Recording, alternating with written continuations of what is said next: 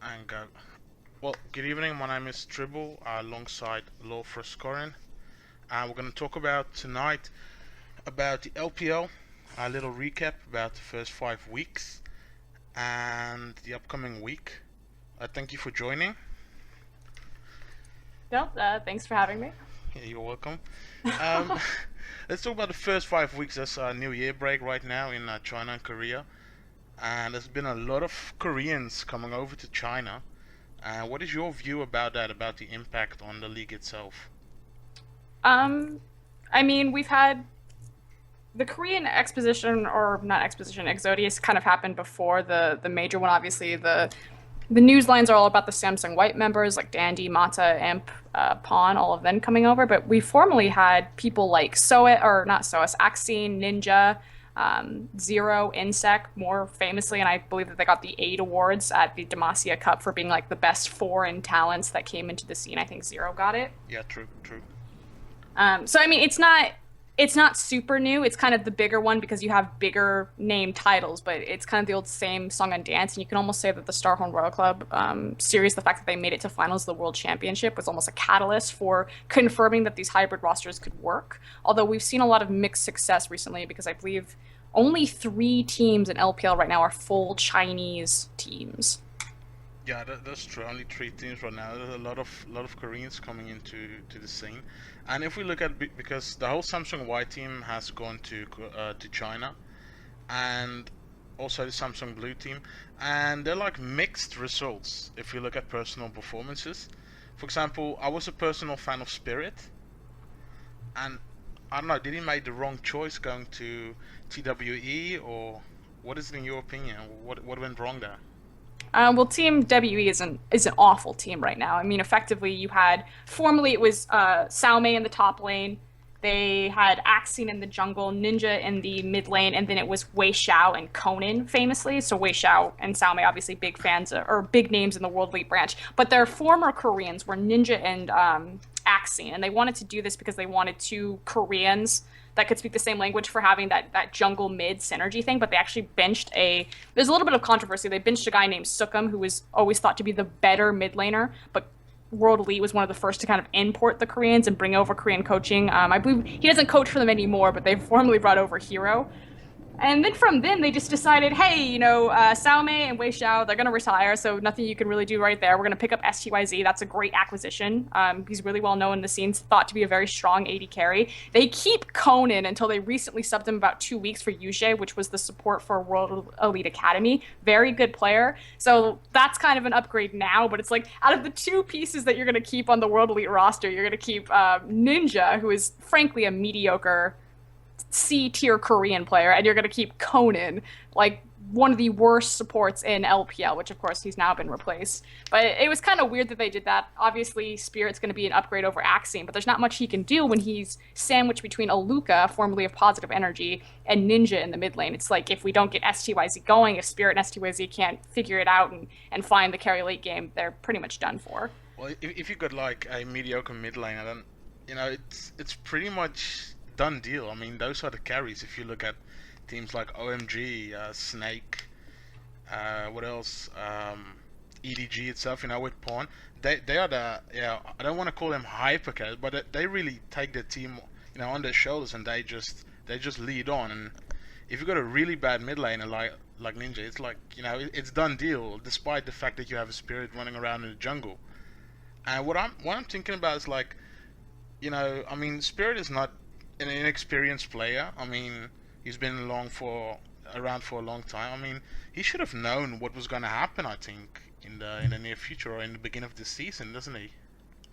Well, Spirit's been playing frankly really well, and I don't know the full details behind the scenes, but you have to assume that these big name contracts with all of these zeros are being thrown around. So if someone asks you to come play for World Elite, which is an incredibly famous and very popular organization in China, STYZ does have a reputation that precedes them. World Elite didn't finish terribly in the previous split. They just barely missed making the playoffs, which some say actually caused Wei Xiao's retirement. Aluka has an LPL title technically from Positive Energy when he was on the team with Name and Sika. So it didn't look awful. I mean, if you really know the scene, then you're like, oh God, jump off that train. But I can see why someone would take that for the money. Although I hear Spirit really just loves the game and wants to play the game and do as hard as he can. So he's probably taking it a lot harder than, say, someone like Dade, who frankly looks like he's on vacation.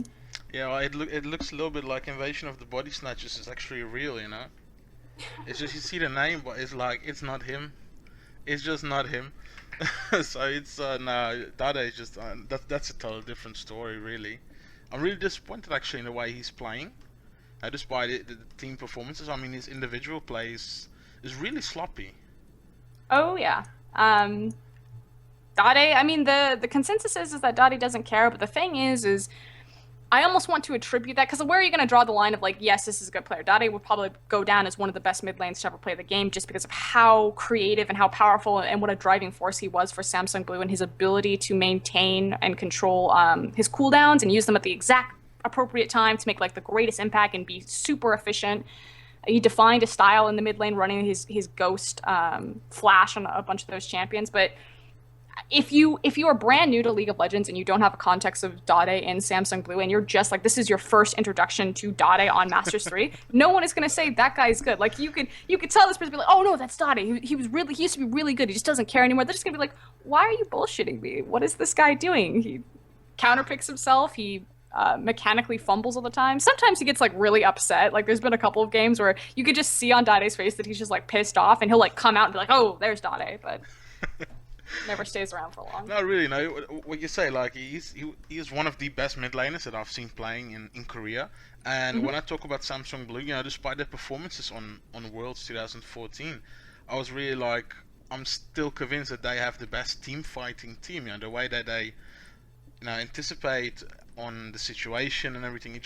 It felt so perfect. And seeing him play like this is just, I don't know, you know, my mouth just falls open. I'm just like gasping, like, what the hell is going on? So it's just, I really hope he's gonna get his game together, and I hope this break did good for him.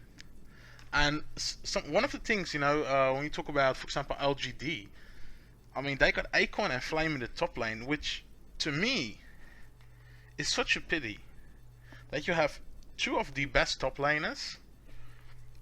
Could I say two of the top 5 top laners in the world, or is that a little bit too much? I think that might be a little bit too much, but they're definitely very high elite level top winners. I mean, they would in any other team that they would be in the starting lineup. Oh yeah, I mean LGD's strategy, they're effectively running like a 6-man team.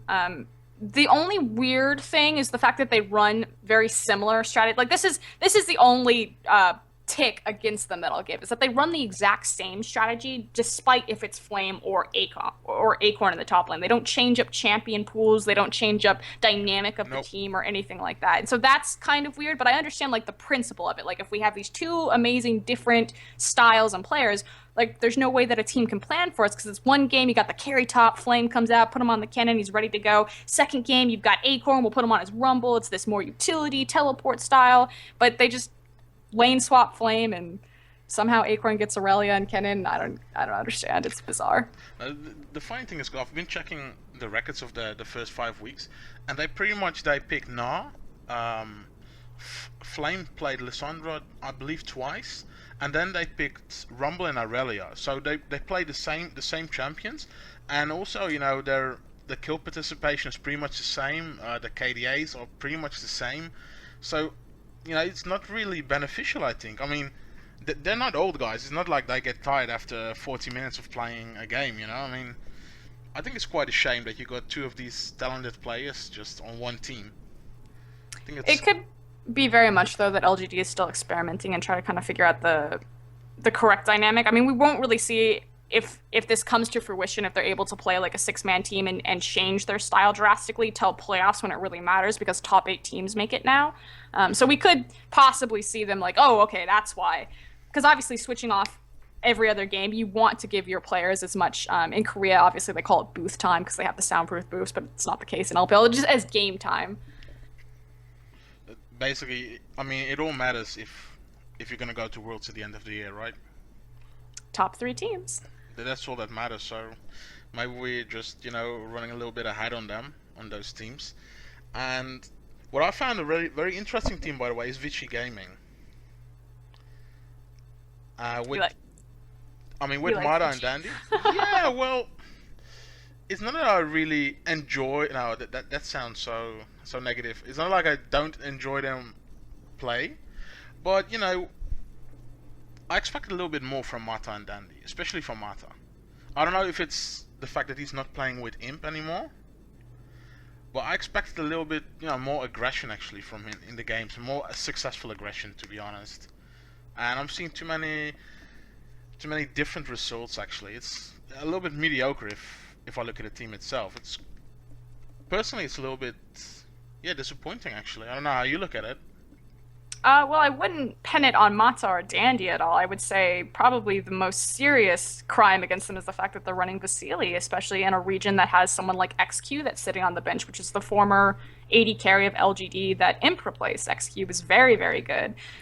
You have a lot of Chinese talent in that AD carry position that you didn't need to go back to Vasily. No, definitely not. Hatong is also a pretty weak point. I think Carey is really starting to come into his own and has been performing really well. Hatong is incredibly hit or miss. His champion pool is very scattered. But I would say Hatong and Vasily are the major drawbacks of that team. And when Vici Gaming does do well, it's because Vasily got his one of two champions that he plays. Mata and Dandy meet up and they do early skirmishes and they ward the jungle. It almost looks like Samsung White-esque, or at least that key note from it. But Well, they're all on the same team, right? So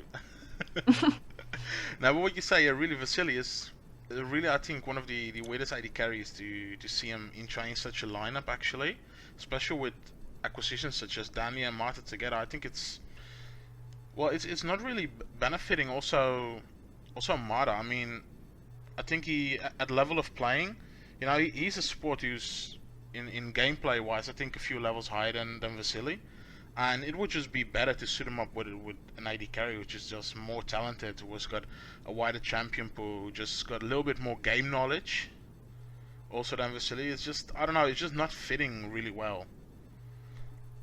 I Just mean, I agree. I think Vasily was the wrong choice, and I think it's a detriment to the team. Seems like a really nice guy. I know he's incredibly marketable. He attempts to reach out to the fans. He tries to cater to his audience. He's a very attractive guy, very nice guy. He's in it for all the right reasons. So, if not saying that they did, but I could understand why Vici would pull out the Chinese Western what I like to call the Chai NA AD carry and put him on the team.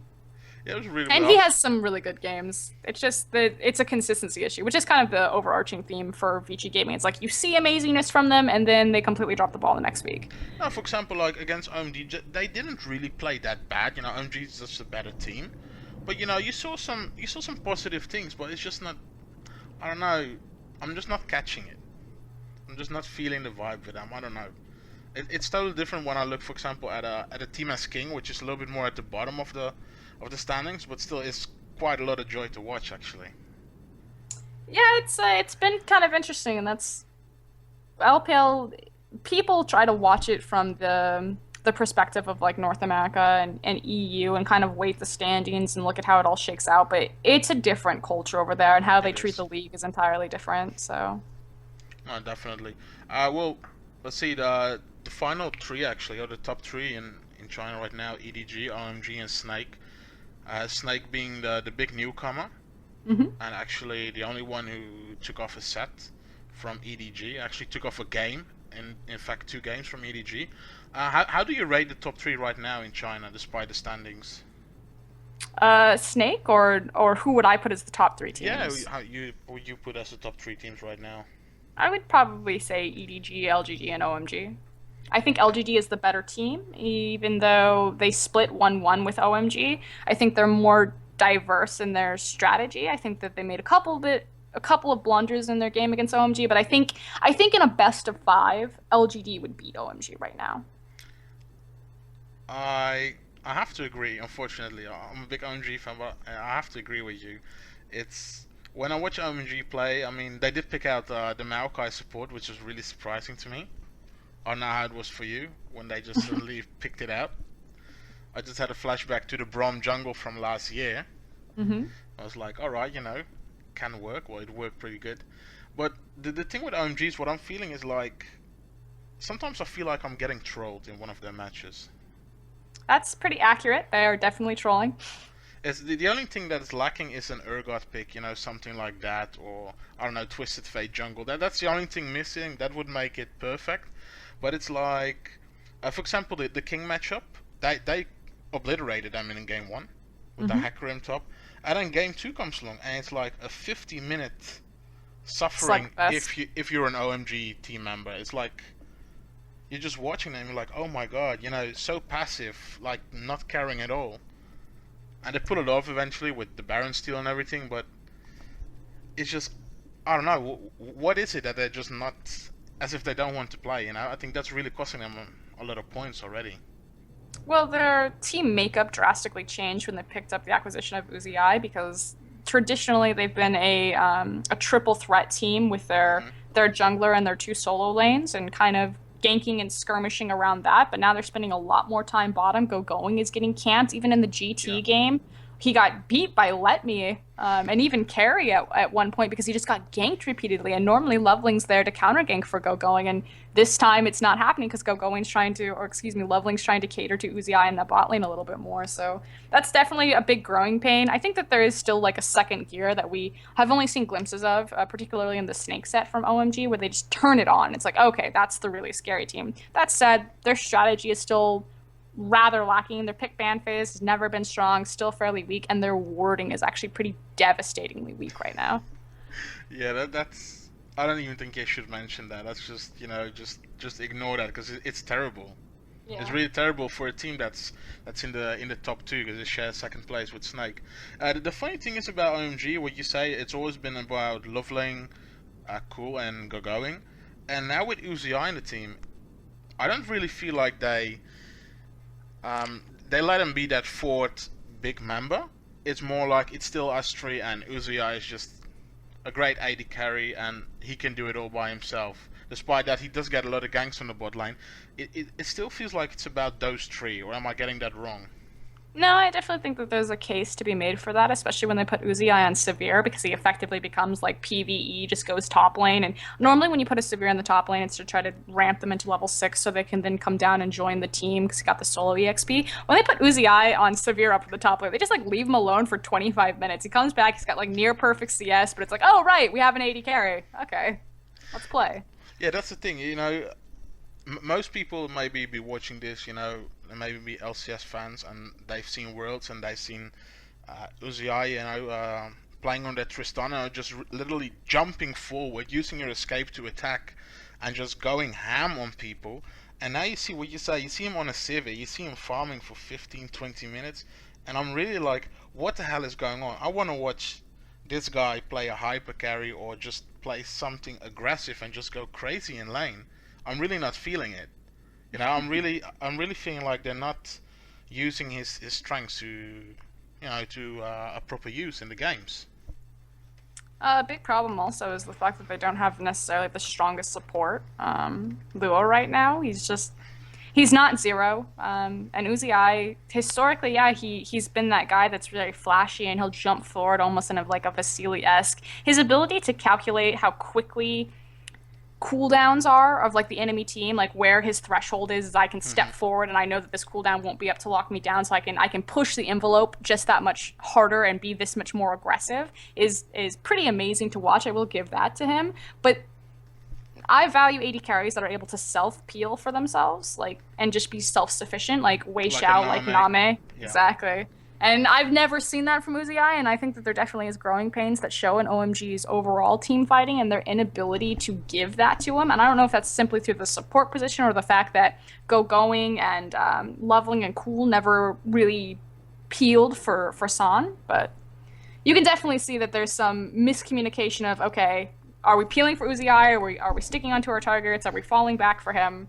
It's all about peeling for Cool's LeBlanc. That's what it's all about.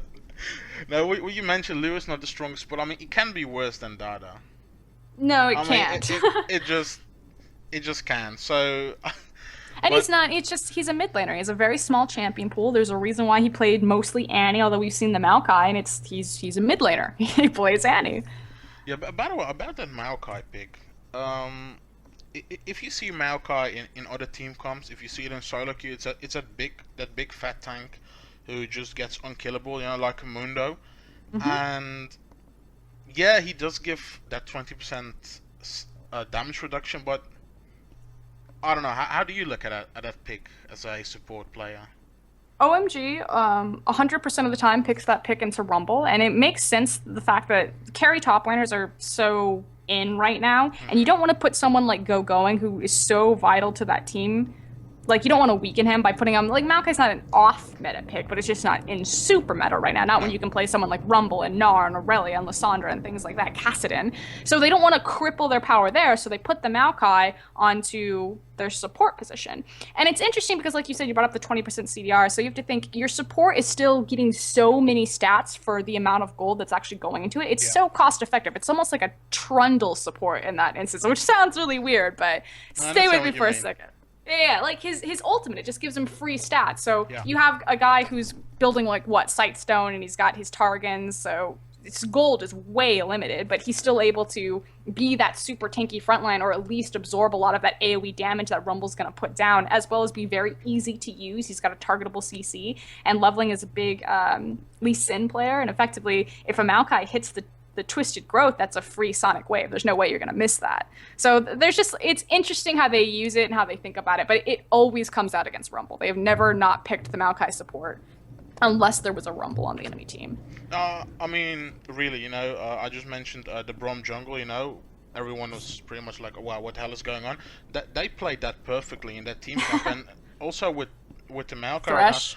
Yeah, oh my god, the Thresh hooks with the Brom passive, Jesus. That was really cool. That was really cool. But also the Maokai, they're playing it pretty good. It's not like they're not playing it good. It's just, I don't know. You also get a lot of peel with the gold item maxed out. You got some peel for Uzia with the shield on him. So it's not a complete weird pick. I don't know. Maybe what you say. Maybe they're gonna pick the Trundle this week. You never know. You never know with that. I don't think they'll pick the Trundle. I understand why they're doing it. Yeah, of course. All right, the thing about OMG is I think is really interesting how Cool is also playing. Cool's really impressive this first 5 weeks, I think, especially on his Ahri. I mean, he's already famous for that, but his Ahri is really doing good. And yeah, I don't know. What do you think they have to do to actually get that #1 spot right now in the LPL? They need to learn how to ward, and they need to have some diversity in their strategy, and frankly, they don't have it right now. That's kind of it. Like, they just sit in lane, and it's just PvE, they outfarm, they're mechanically superior to a majority of their opponents, and so they just mow people over that way. They haven't been tested where we need to be the smarter team here. That's gonna come up next week, I think. Against CDG? I think so. I think it's the 27th. Yeah. Yeah. Last game of the day. I think it's going to be really interesting. By the way, I want to note something about Snake. Newcomers doing pretty well. And a lot of people are talking about Crystal, but I'm not really feeling it. I'm not a big fan of Crystal. I think I've been pretty vocal about that, but Crystal is good. Like, don't get me wrong. Like, I'm not saying like this guy's shit. Whatever. He's a solid AD carry. My primary problems with Crystal is that he has never once, again, I value Wei Xiao's style. I value self-efficiency and self-peel and being able to position yourself accordingly and put out the damage that's needed. He constantly plays with Janna and Nunu, who are both all about that AD carry position. He has a very limited champion pool of Tristana, Draven. He's known for hyper carries like Kog'Maw and things, but in LPL so far, he's really only found success on Tristana and Draven. So his champion pool has shown limited. He's always got like a supporting cast around him. So that's my big thing about Crystal. Like, if you put STYZ in that exact same position, that guy could go above and beyond. Like, that guy, STYZ has 1v1 Name in lane and just like dumpstered him. And Crystal just hasn't shown me it yet. No, well, and then on the other hand, Crystal's being, oh, is the AD carry is doing so great, but actually Beast is really the jungler, just playing phenomenal on Snake right now. Yeah, Beast is definitely the hard carry of that team. And Ella is amazing. He's an amazing Janna player. He's an amazing Thresh player. Him and Beast are the true carries. And Flandre, like, there's so many good tools. I would say that Crystal and Baka are actually the weakest links of Snake. And so it's just so funny that Crystal's getting all the hype, but I guess it's really easy when you're being spoon-fed kills. I mean, yeah, no, I mean, come on. I mean, it's not all about the KDA. I mean, it's not all about the KDA. It's also about dying for your team. Making that, placing that ward in the right spot or whatever. I remember against that EDG game of Snake where Clearlove was playing the Nunu and Beast actually snuck into the side bush on the bot lane, and Nunu didn't catch him. I mean, maybe it was luck. And eventually he got the gank off in bot lane. I believe it ended up in a double kill. But it's like, he's got so much, map awareness, and I feel like, he just literally knows where the enemy jungler is. Something like Dandy. Yeah, I would say that Beast is a very patient, intelligent, methodical jungler. It's actually really interesting to watch Snake. I like that you bring that up, like if you don't know if it's luck. When you watch like the King versus Snake game as well, King is actually really good at early warding, but Snake, they didn't have wards down, but they always happened to know where King was, and it was almost this really interesting movement of Snake kind of just missing King on their ganks. And it's like, is this luck or do they just know? It can be luck for one game, but then when you see it repeatedly, you gotta be pretty stubborn to say it's still luck. It's just a skill. I think it's a pretty valuable skill to have as a team, or maybe it's one player calling it out. I don't know, but it's really interesting. What do you think about Snake for the upcoming weeks? Can they make, I don't know, first 2 spots? Well, Snake has definitely shown to be very strong. I believe Masters 3 is like their schedule's a little bit easy, front loaded for the second half because it's 11 weeks. We're coming out into the direct middle of it, so we're starting to come into the back half where teams face each other again. My problem with Snake is that Beast also has a very limited champion pool, as does Baka, and that's okay right now. Like, you have to think. In LPL, the league is considered almost like a training grounds for experimenting strategy, things like that. Again, top 8 teams make it in, so you have a huge, wide berth of like ability to scrape into playoffs. It's not like it's a very contested position to hold. And the league is so long that a lot of teams are trying out different picks. We've got Maokai support. They're hiding things. They're just doing one strategy. Snake is known as only, like, Baka only plays Xerath. And in an LPL, that's pretty much all he's played. And so as a bystander, you're sitting there watching these games like, just ban Xerath. Ban Xerath, ban Azir, Baka can't play anything. Like, that's it. Those are his champions. He'll probably fall back to Syndra at that point. So what's going to happen in playoffs when suddenly all these teams step up their pick and ban and Snake's only been practicing Nunu and Janna and Xerath, and they don't get any of those picks? What happens when Crystal doesn't get Draven or Tristana, or maybe those champions fall out of meta? Or maybe he's got something in his back pocket you don't know. No, I mean, I don't have any knowledge about the solo queue in China, and I don't have any information about. But you never know. You never know what you can just pull out of the big hat. Maybe the 6 come back into play. I don't know. Baby, I think Snakes. They try their hardest. You can tell that they're trying as hard as they possibly can every single game, and it's just when OMG is trolling through the LPL season, playoffs are going to come, and I think it's going to be a very sad story for Snake. I hope that they do well. It would be really cool. I think Flandre is the real deal. I think he's going to be the next big top laner. He's amazing. I think Beast is incredibly gifted on Nunu. Haven't really seen it on anything else. Ella's great. Crystal and Baka, huge champion pool issues, but maybe they'll pull it out. Oh, well, we'll have to see. Yeah, you just mentioned King, their early warding. I love that their need, literally their need, their addiction to team fight every single game, every single minute. It's a joy to watch. If you haven't watched LPL, go watch the King EDG matches, go watch the King Snake matches, the King vs OMG against the top teams. It's really a joy to watch. Despite the fact that they lost, it's a lot of joy to watch. I mean, they bring a lot of fun to this league, I think. King had a reputation of kind of being like old school OMG when they were in LSPL and kind of off season. They were a Hmm. very aggressive team fighting centric team, all about the tower dives, all of that thing that people love about like typical Chinese aggression. When they got into LPL, it seemed to slow down. They started to pick it up a little bit on the back half, but they're playing much more cautious, very timid. They still have these big team fights, but it's not the aggression that we saw in the off season and from them in LSPL, which is why people were projecting them to be so good. And if you look at the standings, frankly, they've shit the bed and they've dropped the Oh, ball. really? But No, but come on. I mean, the second game against OMG, for example, also against EDG, they deserve the point. Just for their yeah, effort. all of their games have been, well, not all of them, but a majority of their games have actually been very close. I don't think their standings are necessarily reflective of at all of their No, skill as a not at all. team. But it's funny. I wish that they could do better. It's just I thought that Snake would be in King's position and King would be in Snake's position, but frankly, Sky, their top laner, has just really failed to catch up on the meta. What can I say about that? I think it's a well. He does have some good games now and then though. He's well known for his Aurelia. He's a famous Aurelia player, and the irony is that he hasn't been playing Aurelia. I think he's played it maybe like 3 times tops in all of their games, and they've played like what 22 games now. Oh yeah, no, he's played it 3 times. Yeah, it's. They should really start to use the strengths of their individual players a little bit more, and I think then that they will get on top of some games. Maybe pick off a game of EDG or LGD or Snake or whatever. I think they can really maybe make it top 5 at most. I think. I think they'll scrape into the playoffs, but I'm just very curious to see where King will go from there. We'll just have to wait and see. One thing, Name went to Starhorn. Hmm. Hasn't been playing. What will his impact be? Because Starhorn is really, for finalists in Worlds right now. They're just doing. Well, I don't want to say they're doing bad. For the reputation. What kind of impact will Name have when he will be playing?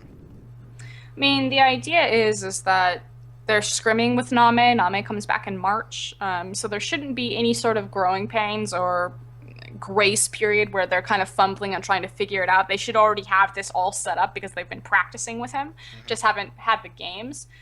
I think EDG's coach Aaron said it best, and of course, take it with a grain of salt. Although I highly respect Aaron's opinion because he's talking about a former player of his. Obviously, Name played for EDG. He actually said that Uzi leaving EDG Uzi leaving Starhorn Royal Club was the best thing that could have happened for that team because Uzi is so limiting in his play style for a team. And yes, Starhorn did it well, but obviously it wasn't enough to take them all the way to winning the finals against Samsung White because they are so one-dimensional. And so picking up a threat like Name, the fact that he has the reputation from Positive Energy days where he can play hyper-aggressive and he can be that Uzi, and then he has the reputation from EDG where he can play that self-sufficient team fight AD carry like Deft.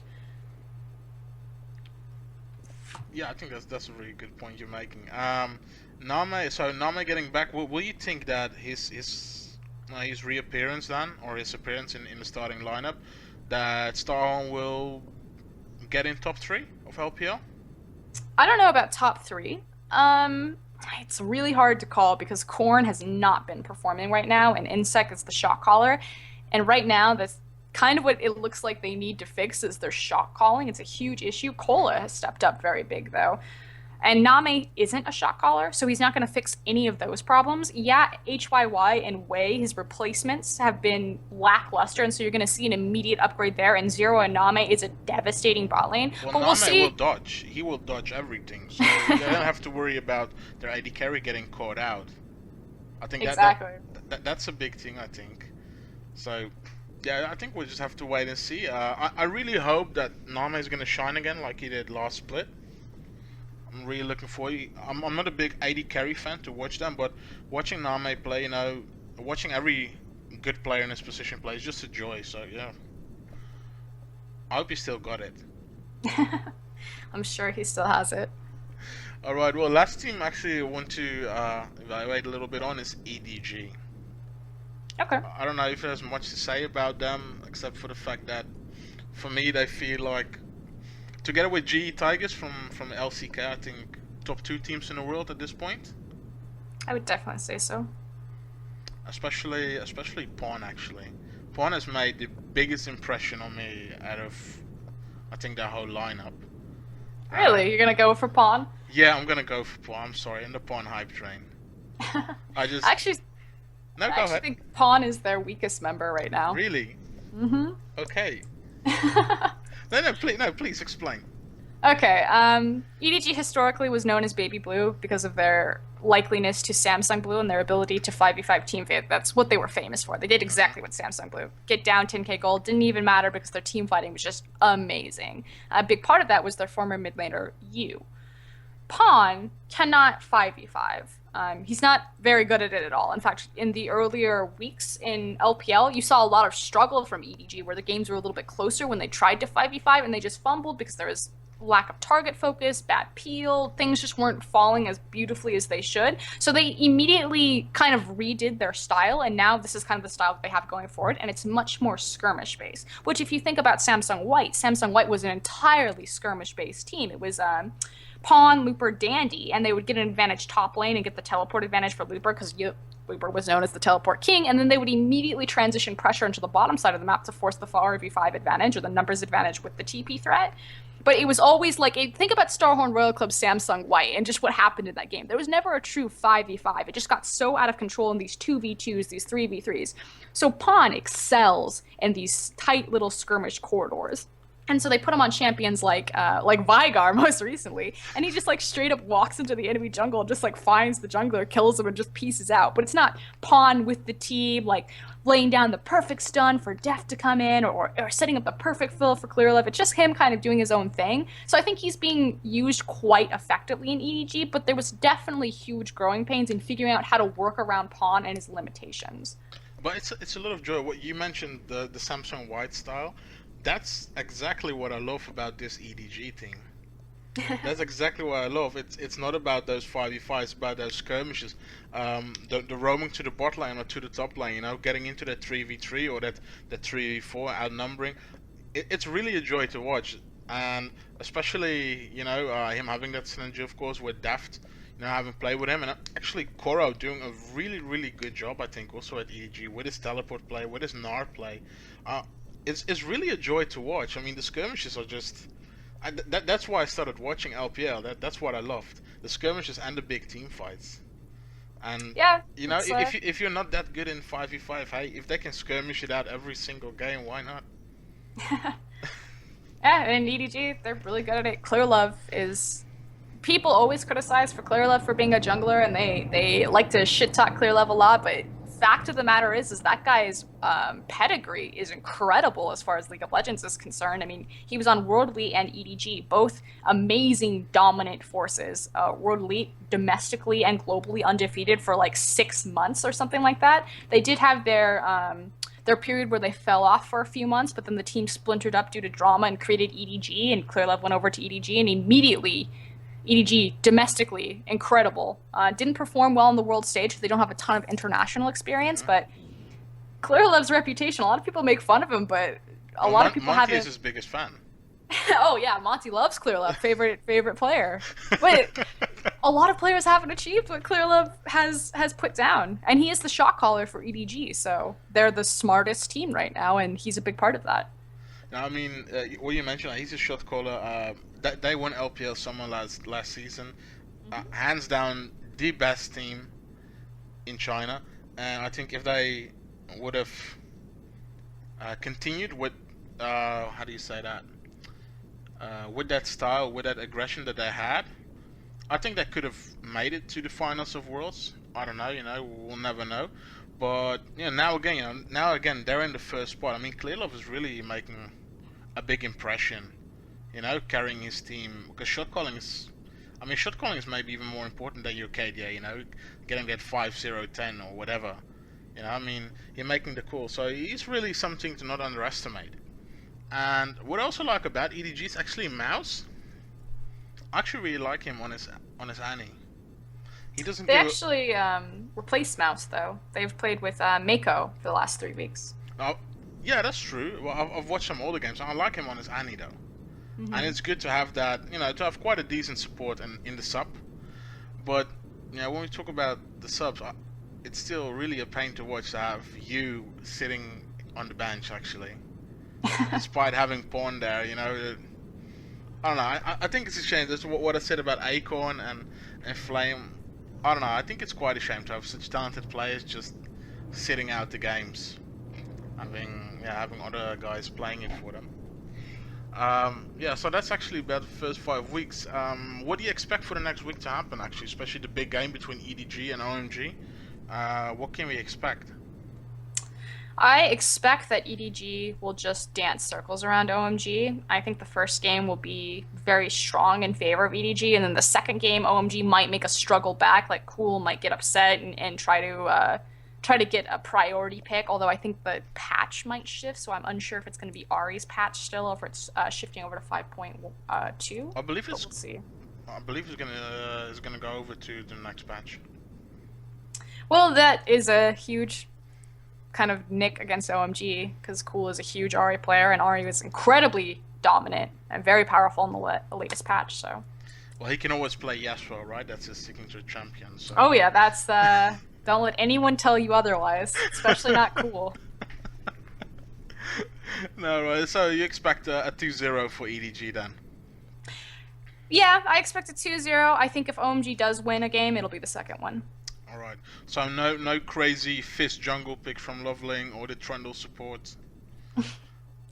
No, I think I'm actually really curious how serious EDG will take it. They've been really experimenting with their picks. Hecarim, Clearleft has always been a Hecarim player. It's been one of his favorite champions, but I mean, obviously it didn't fit incredibly well into the meta despite some of the buffs that Hecarim got, but we started to see a lot of it, particularly in the top lane from Amazing J, but also from Clearleft in the jungle.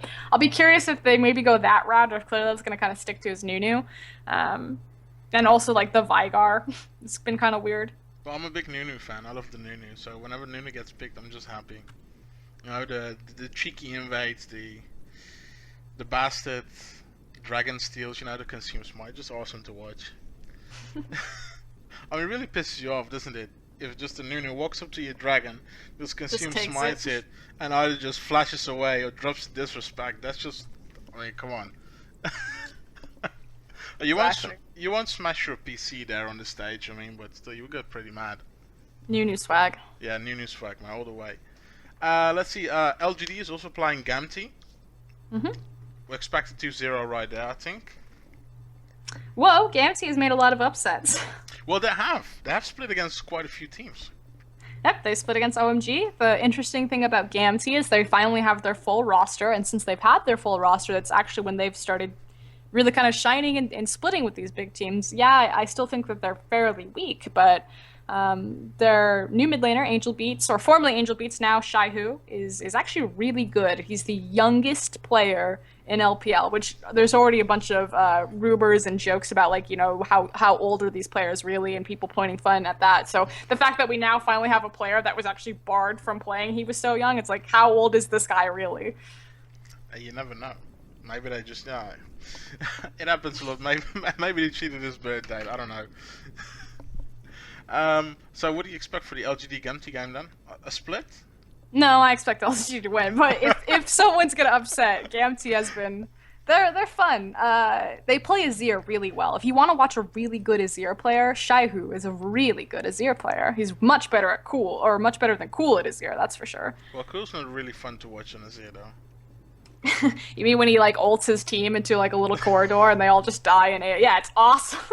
You know those videos when the like new champions come out and people actually spectate these challenger plays and they just make videos about it? That's what I had when I was watching Cool play Azir. Just like, oh shit, no, it doesn't work like this. Oh, my bad. It's just, it's really terrible. So we've got some big games coming up. EDG, OMG, I think be the biggest game for next week. Yep. And we do have EDG facing King again. Can we expect a split maybe from that game? Where? Oh yeah, they're on the third day. Yeah. I mean, King, it's nut up or shut up time. They can't really drop any more games, especially if they really want to secure their 8th place spot. They're pretty low on the standings right now. I don't know. It's really hard to say. King, they started to play Gnar, and Sky just kind of failed at it. He's been very hit or miss, so I don't know. I don't know what their answer is for them, but they need to figure out their draft phase, and Lonely needs to stop playing Nidalee because that champion is not working for him. Oh, Nidalee doesn't work at all in the jungle, I think. Come on. If they just ban Nidalee away from Lonely and then put Sky on Aurelia only, they might have Maybe his teammates will be like, alright man, I have to play a normal champion. Good job. You know? Nah, really, Nidalee, nah, I just want to ignore that fact. It's just... I think it's just a waste, you know? It's just something you try out, but... If you play Nidalee jungle, then you might as well play the Fizz. Fizz 80 on hit. It's pretty strong. Yep. It is pretty broken though. No, but alright, yeah, that's pretty much it. I mean, stay tuned, you know, the games will start off at Central European time around 6 AM, so it's really a bitch for me to get up that early. And if you are living in the States, then it will be starting around 11 or 12 PM, it depends where you live. Starts 9 p.m. Pacific Standard Time. Alright. You can follow that on twitch.tv/riotgames2, I believe. Yep. Alright, Froskurinn, thank you very much for taking some time to just go over the LPL in general and the upcoming week. Really appreciate it. And for everyone who watched, thank you very much and have a very good day. Yeah, you too. Alright, cheers.